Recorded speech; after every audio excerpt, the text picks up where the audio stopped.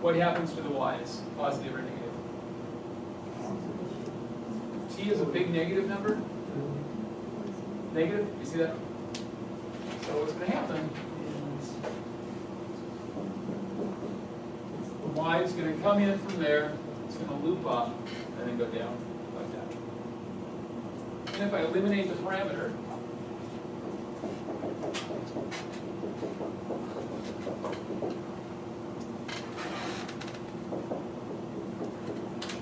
so x is 1 plus t, which means that t is x minus 1.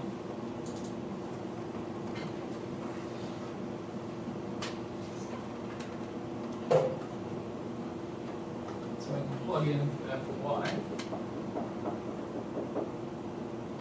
So y is 1 minus x squared minus 2x plus 1. Y is 2x minus x squared.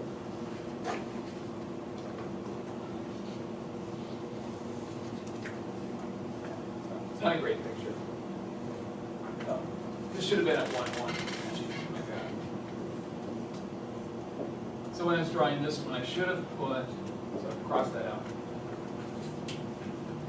I should have put this at 1, 1, and the actual graph looks like that. So there's what the trajectory looks like, and here's the xy version of that graph. But the xy equation produces something. Or if this is x minus y.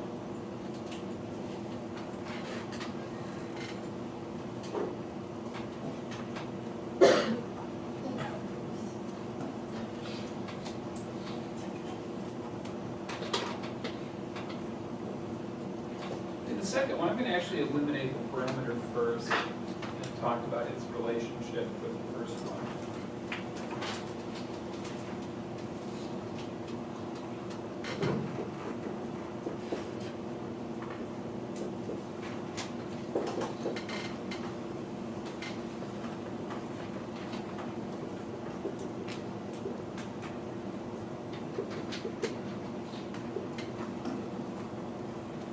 The actual xy graph looks like this. Here's y equals 1 minus x squared. And then do the arrows go left to right or right to left? As t increases, so they go from t equals 0 to t equals 1 to t equals 2, does x increase or does x decrease? So we should be going to the right. So it's going to look like that. And then there's one mistake I made here.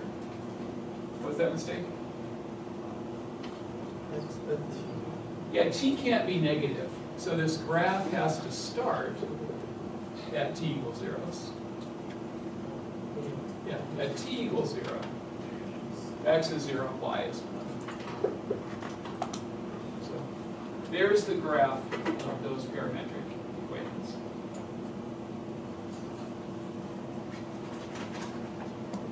When we talked about how to graph line segments and circles.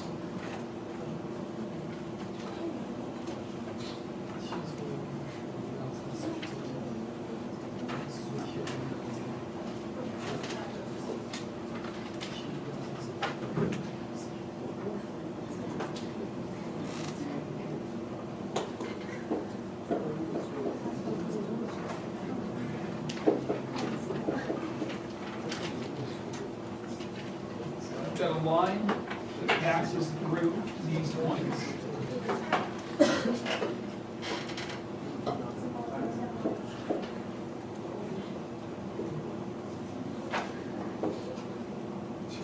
And the trick for parameterizing these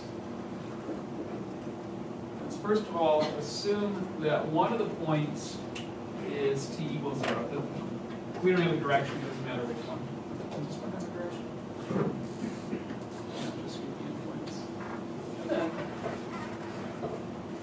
Slope calculation assumes here at t equals 1.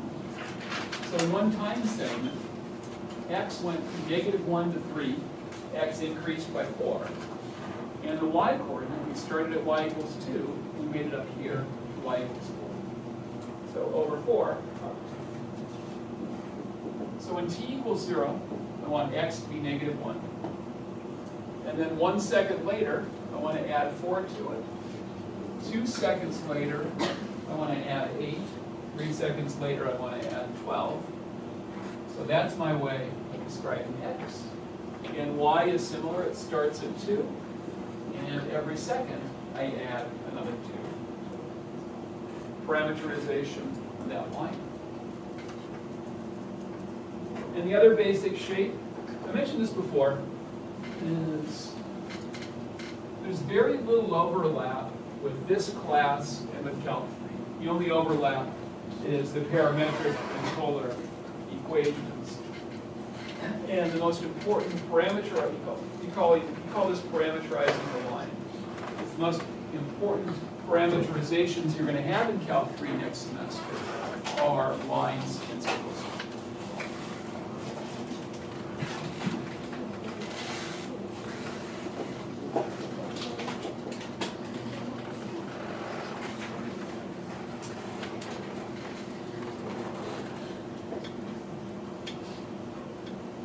This is supposed to be a circle of radius 2, center 3, 4, and we want the bottom half. And we want to go counterclockwise.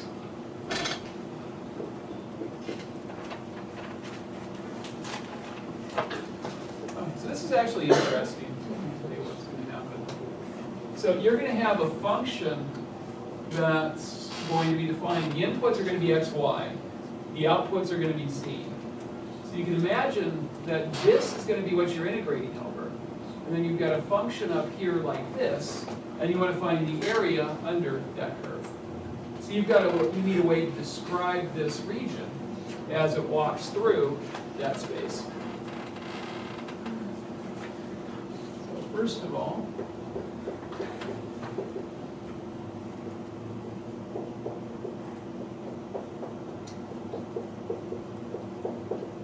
is the most basic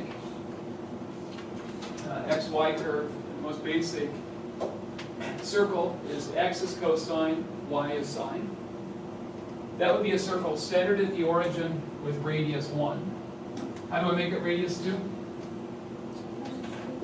If I multiply each of these by 2, that's stretching the x-axis by 2 and the y-axis by 2. And this would have center 0, 0. How do I make it have center 3, 4? Plus 3 and plus 4. Good. That would be the entire circle. Is what t value start at this point?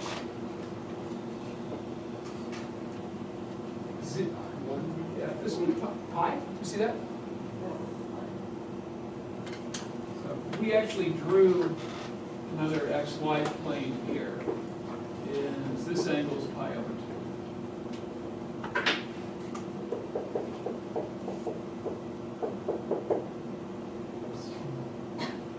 No, it's pi. It's pi over 2. Angles pi. So as x ranges from, or as t ranges from pi to 2 pi, you're going to get that part of the circle. And then what you'll be doing in Calc 3 is those will end up being the limits of your integral. And so you'll be integrating something from pi to 2 pi with the dt.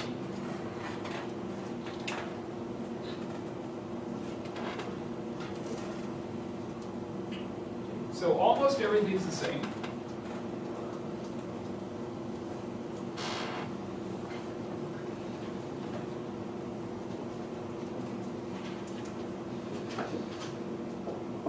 So here's x, y. And then I want my circle.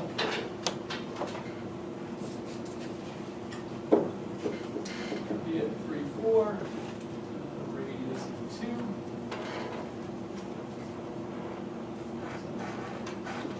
This time, I want to go that way.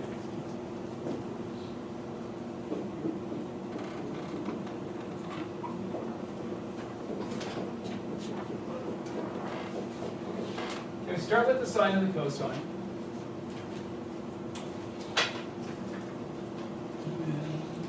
And multiplying each of these by 2 is going to stretch out the x, stretch out the y. So now the radius is 2. Up 3 and up 4, or over 3 and up 4, moves the center to where I want it. And do you remember how to make this go the other way? Yeah. So if I put a negative on the y, that's going to go. I like change the sign and cosine. Yeah, that's another way to do it. That's an alternate way to do this.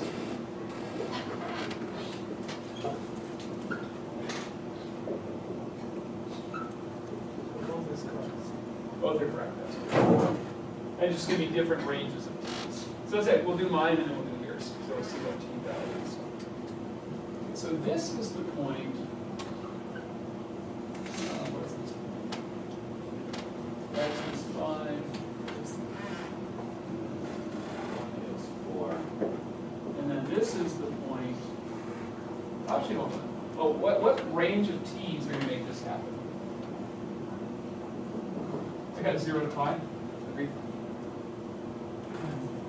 So when t equals 0, I'm here. When t is pi over 2, I'm there. When t is pi, I'm out. If I did it this way, what has to happen?